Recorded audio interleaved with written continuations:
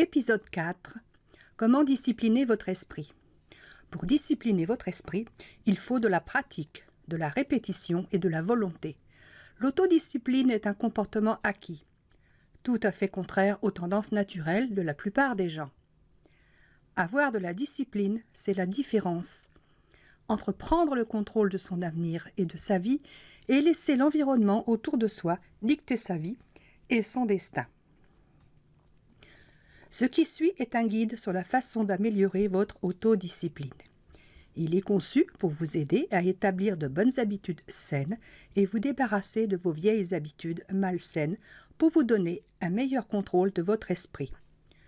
Tout ceci en introduisant des changements simples mais efficaces dans votre vie quotidienne et votre routine. Cela vous aidera à faire des choix sains plutôt que des choix fondés sur des questions émotionnelles. Commencez par savoir ce que vous voulez faire ou obtenir. 1. La première étape et la plus cruciale consiste à éliminer les tentations et les distractions dans votre environnement ou autour de celui-ci.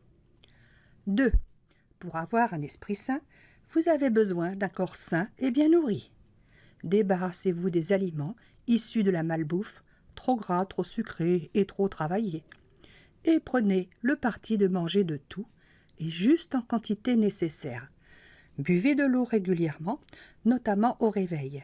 L'eau est la seule boisson indispensable. 3. Faites des pauses repas régulières à des heures précises et tenez-vous fermement à cette régularité. 4.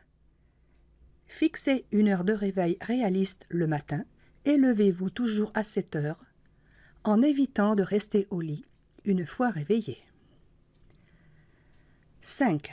Votre esprit a besoin d'un sommeil de qualité. Pour la plupart des gens, c'est en moyenne 8 heures. Vous devez donc vous coucher 8 heures avant votre heure de lever. 6. Débarrassez-vous de votre téléphone portable et éteignez-le pendant les moments de la journée où vous avez besoin de ne pas être distrait.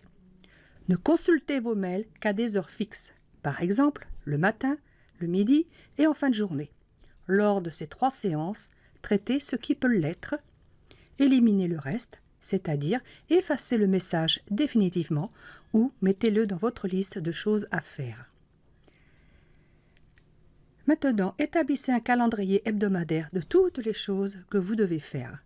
Ceci inclut votre horaire de travail régulier, mais aussi toutes les autres activités.